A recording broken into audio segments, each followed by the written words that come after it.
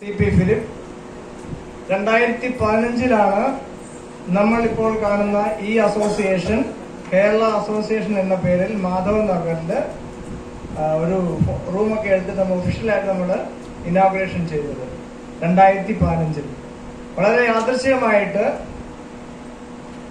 ഞാൻ ശ്രീ ബെഞ്ചമിൻ സാറിനെ ലിബി ബെഞ്ചമിൻ സാറിനെ കാണാൻ ഇടയായി. ലിബി ബെഞ്ചമിൻ സാർ എന്ന് പറയുമ്പോൾ നമ്മൾ മോഹൻലാലിനെയും മമ്മൂട്ടിനെയും ഒക്കെ പറയുമ്പോൾ മലയാളികളുടെ സ്വന്തം അഹങ്കാരം എന്നുള്ള പേരിലാണ് പറയുന്നത്. എന്ന് പറഞ്ഞ പോലെയാണ് ഞാൻ അല്ലെങ്കിൽ നമ്മൾ കാണേണ്ടത് ശ്രീ ബെഞ്ചമിൻ സാറിനെ. ഒരു മനുഷ്യന്റെ കാലിബർ എന്നൊക്കെ പറഞ്ഞു കഴിഞ്ഞാൽ, പ്രത്യേകിച്ച് ഒരു മലയാളി എന്നൊക്കെ പറഞ്ഞു കഴിഞ്ഞാൽ നമുക്കൊരു ഏകദേശം ഒരു ധാരണയുണ്ട്. അന്യനാട്ടിൽ വന്നിട്ട് ജീവിക്കാൻ വേണ്ടി വരുന്ന അല്ലെങ്കിൽ ബിസിനസ് ചെയ്യാൻ വേണ്ടി വരുന്ന ഒരാൾക്കുണ്ടാകാവുന്ന ഒരു സാമാന്യ ബുദ്ധിയും കാര്യങ്ങളൊക്കെ.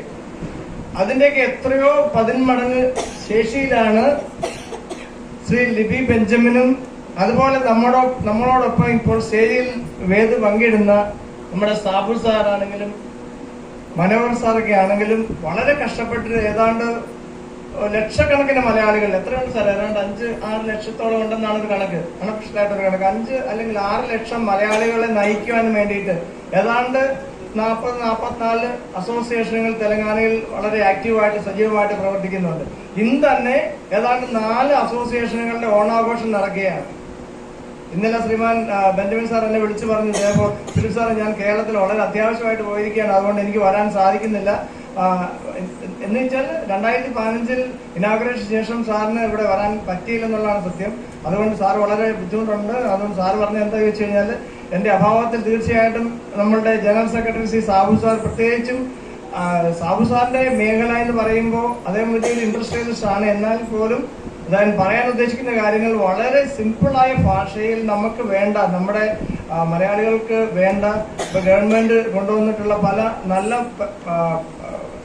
നല്ല പ്രോഗ്രാമുകളും, പ്രത്യേകിച്ചും ഹെൽത്ത് ഇൻഷുറൻസും കാര്യങ്ങളും, അല്ലെങ്കിൽ നോർക്ക ID കാർഡ്, പെൻഷൻ, ഇങ്ങനെയുള്ള കാര്യങ്ങൾ വളരെ എക്സ്പേർട്ട് ആയിട്ടുള്ള, എത്ര തിരക്കുള്ള സമയമാണെങ്കിലും നമ്മളൊന്ന് വിളിച്ചു കഴിഞ്ഞാൽ മതി, അദ്ദേഹം വളരെ കൊച്ചു കുട്ടികൾക്ക് പറഞ്ഞ് മനസ്സിലാക്കി കൊടുക്കുന്ന ആ ലാഘവ ബുദ്ധിയോടുകൂടി നമുക്ക് മനസ്സിലാക്കി തരും. ഞങ്ങളെ ആരെയും മീഡിയേറ്റേഴ്സിന് ഇല്ലാതെ തന്നെ നിങ്ങൾ എല്ലാവരും സാറിന്റെ നമ്പർ എടുത്തുകൊണ്ട് എല്ലാവർക്കും ഹെൽത്ത് കാർഡ് ഉണ്ടായിരിക്കണം, എല്ലാവർക്കും ഹെൽത്ത് ഇൻഷുറൻസ് ഉണ്ടായിരിക്കും, നോർക്ക ID കാർഡ് ഉണ്ടായിരിക്കും, നോർക്ക പെൻഷൻ കിട്ടണം. അന്യനാട്ടിൽ കഴിയുന്നത് പണ്ടൊക്കെ അത്